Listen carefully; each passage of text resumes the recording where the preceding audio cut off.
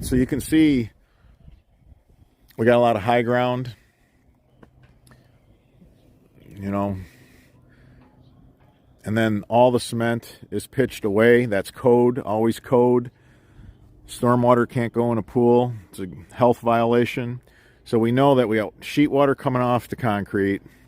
We have this green belt that's higher and it's saturated. We need to put a French drain around the whole pool.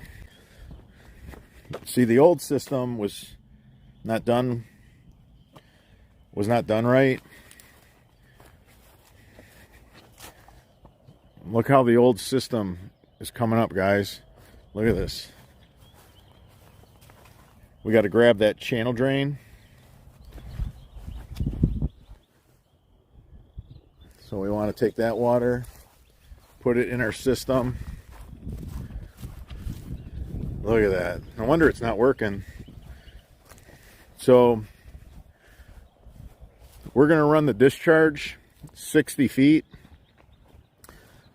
out into a ditch back here. So it's 120 feet of French drain. And then you got a 60-foot discharge. And you're going to have to probably hand dig this last stretch to get it to the ditch. Got to do the same thing. You know, French drain, come around, tie it into the same discharge. You know, we got to grab water here. You know, grab the water here. You know, we'll come all the way up. We'll come all the way up right here. Now this area here, this is a problem area. Water pools in here. So this area is one of the bigger reasons why we're here, guys. You can see all the dirt that just ends up washed on the cement from this. This just fills up with water, and then it just finally overflows on the concrete. So we're going to put a small micro bad seed in here, just a little sump system. We can put the sump system here and run an open French drain in here.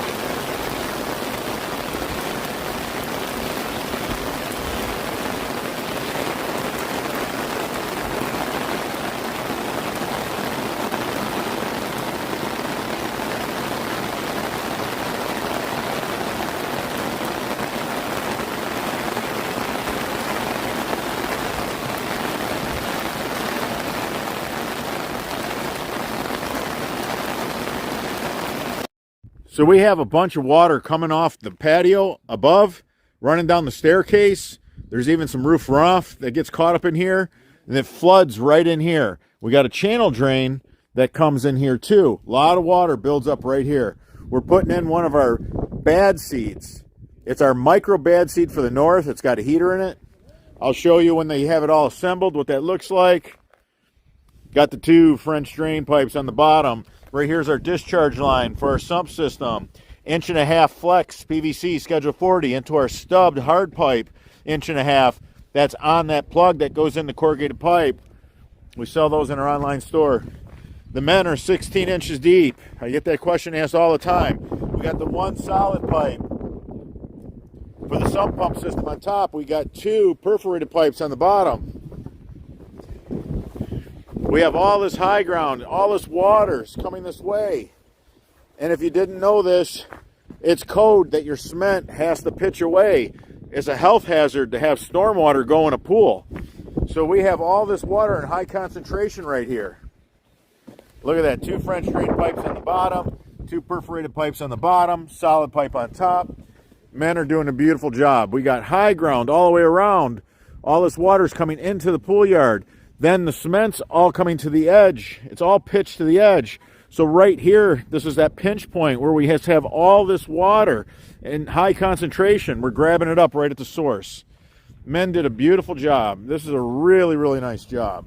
On your perforated pipe, you do not have to tape your couplers. We connected 2 perforated pipes down here. You don't need tape.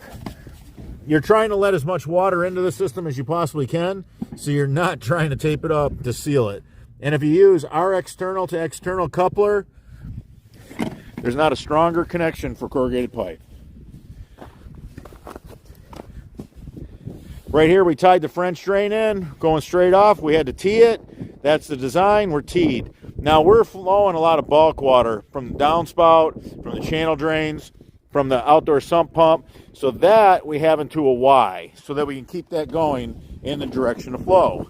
We have a Y that goes into a Y. You guys seen us do this before. So the bottom Y is for the French drain system. The top Y is for the solid pipe. That's for the channel drain, and that's for the roof runoff system, and that's for the sump pump system.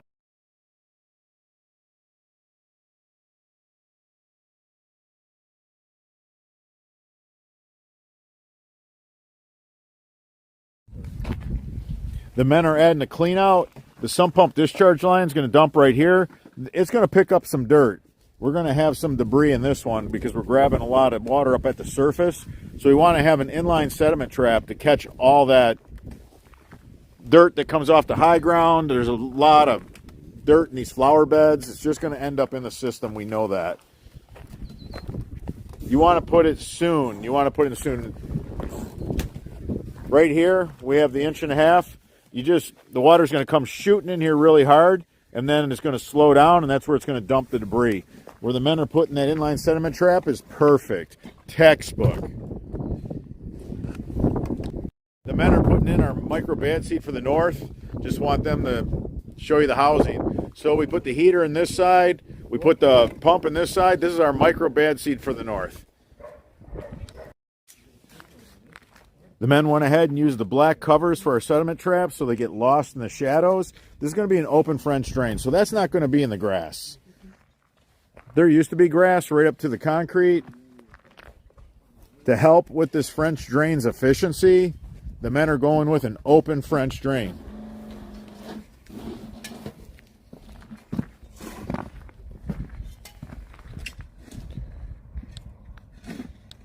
The men have the discharge line gradually going up. We do not have a check valve because when it turns off, we want the water that's in the line to go back. Here in the north, in Michigan, if you leave water in this line because you put a check valve in, it's going to freeze, it's going to split, and your system's going to fail.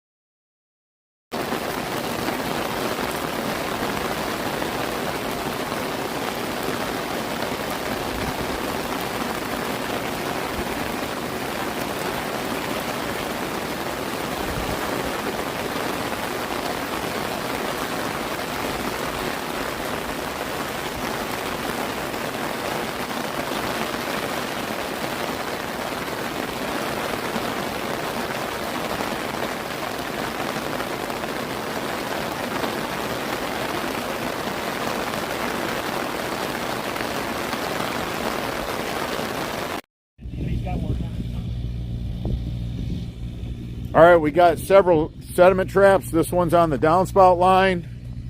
We got 2 perforated pipes on the bottom. They have holes in them. We got the solid pipe on top. We got the channel drain wide. So here's our downspout line. Here's our channel drain line, wide. That's a combo fitting. That's a Y with a 45. That's a combo fitting. Always put a sediment trap after a channel drain. So here we go, man. We got a sediment trap right here, because we know that channel drain is going to be feeding all kinds of tree buds and just garbage. Guys did a beautiful job. Really nice system. This extra heavy-duty pipe is going to last the homeowner. Really nice. Beautiful. We always have our perforated pipe on the bottom and our solid pipe on top. We have our perforated pipe right now, discharging that way. We wide the two solid together. We went ahead and we used the T on the French drain system because this is a low flow application. It's not a high flow application. If it was a high flow application, we'd put a Y. Just go ahead and put a T. That's fine. Then we wide these two. They're going to be moving a lot of water. We got a sump pump system pumping in here. We got a roof runoff system. We got channel drain system all in this solid pipe. It's plumbed together on one discharge line that goes out to a ditch. There's kind of a ravine and a big ditch. Everything we build, we tell our homeowners, hey, it's going to last a lifetime. It's going to outlive us. So right here, we got our pump cord coming out of here. We got our heater cord coming out of here. You can see we got our micro bad seed for the north. Have our discharge line coming up out, running it on an angle. It goes underneath this concrete, right under here. Right here, we tie it into a 4-inch corrugated pipe that's solid.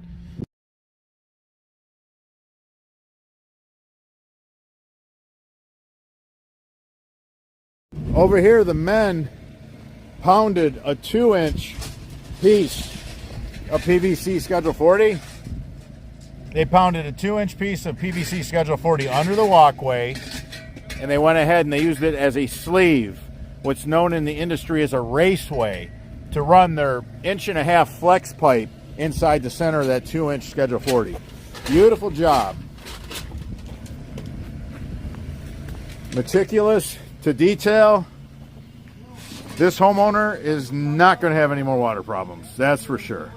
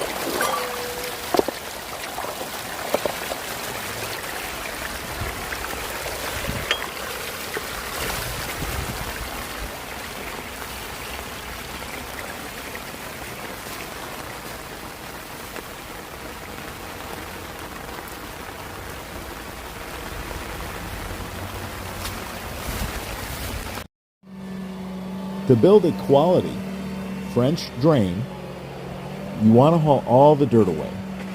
Do not put any of the dirt back in.